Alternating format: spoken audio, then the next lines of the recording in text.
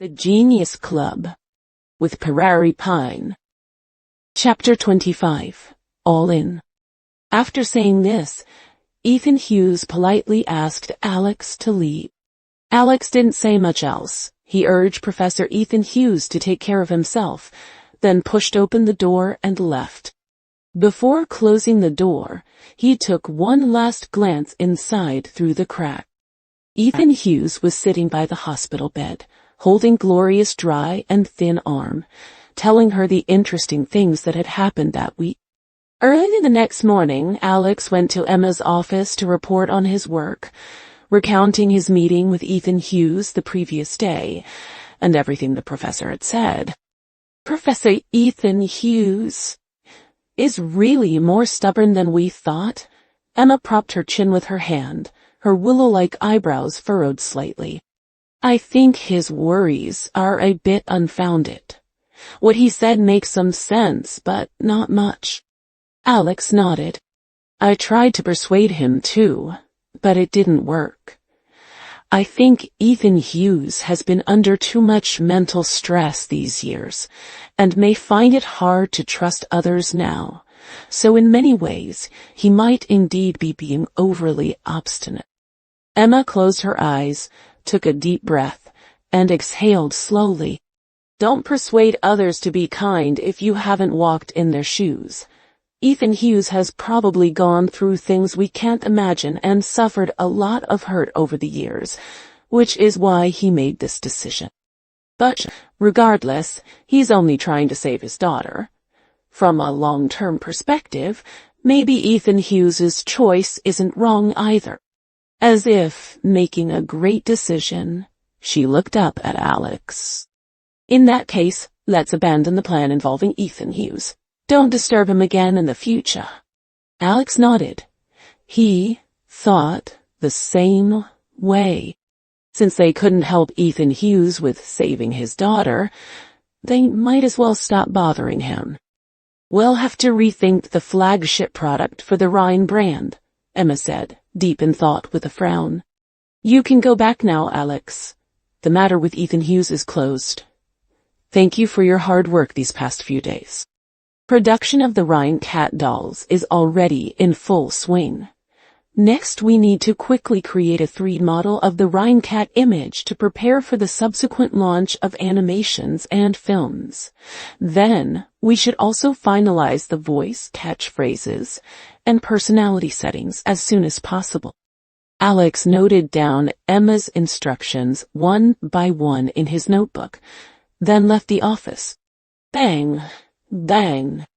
The heavy password door closed, separating the two worlds inside and out. Alex stared at the password door in front of him.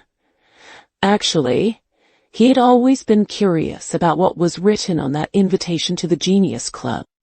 But he had no chance or appropriate reason to ask about it.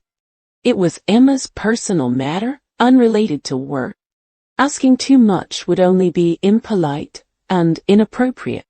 What's more, the death of Big Face Cat's father also made Alex feel that he should be more cautious. The heavy password door in front of him was like an insurmountable gap between them. Over the past few days, Alex's focus had been on the in-depth development of the Rhine cat IP. His team currently had two main tasks. 1. Create a 3D model of the Rhine cat image to prepare for the subsequent launch of 3D peripherals, animations, and films. 2. Design more expressions, movements, costumes, and even catchphrases and lines for Rhine cat.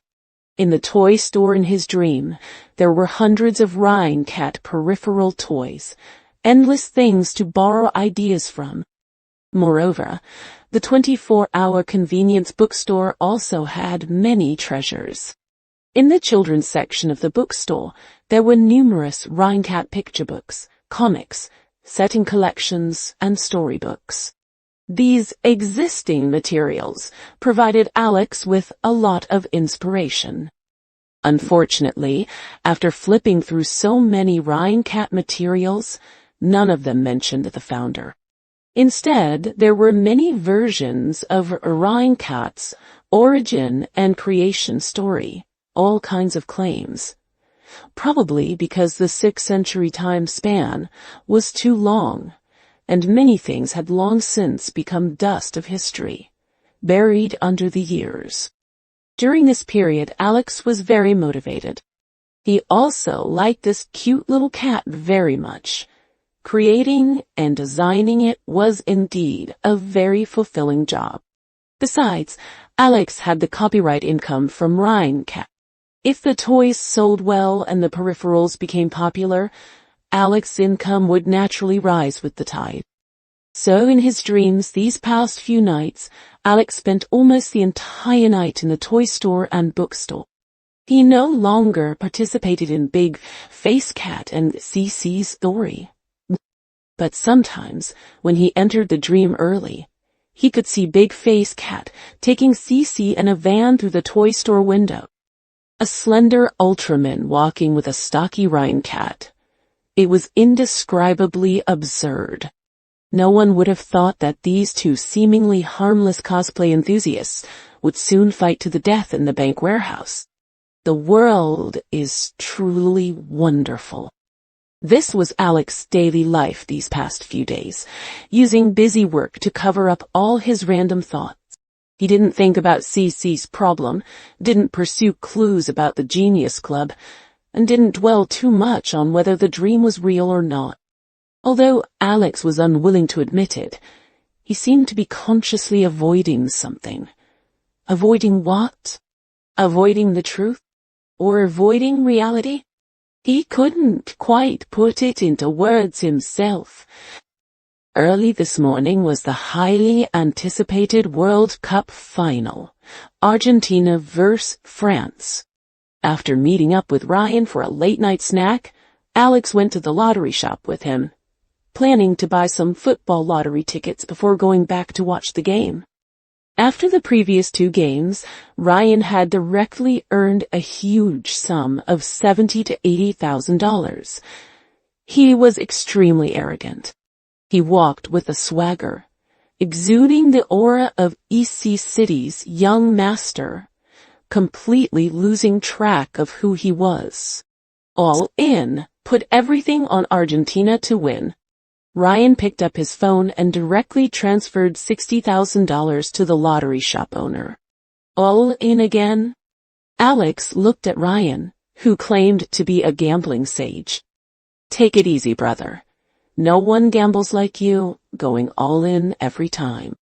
Ryan patted his chest and laughed loudly. What are you afraid of? Sometimes you really can't deny metaphysics. Didn't you clearly see in your dream that Argentina would eventually win the World Cup? Alex nodded, recalling the words written in the book in his dream. Yes, it said Argentina defeated France in the penalty shootout. Bang! Ryan slammed his palm on the lottery machine, making the owner, who was printing the ticket, let out a pig-like squeal. Ryan's voice trembled as he pointed at the owner. Wait a minute, don't rush to print the ticket. Then he quickly pulled Alex outside the lottery shop. What did you just say? I said Argentina defeated France in the penalty shootout to win the championship. Is there a problem? Are you sure you heard penalty shootout? Ryan's face turned ashen. I'm sure. Alex looked at Ryan in confusion. I was just about to ask, what exactly does penalty shootout mean? I don't know anything about football. Ryan took several deep breaths to steady his heart rate, then panted heavily and grabbed Alex by the shoulders. Thank goodness. Thank goodness. You scared me to death. That was close. My $60,000 almost went down the drain. That war.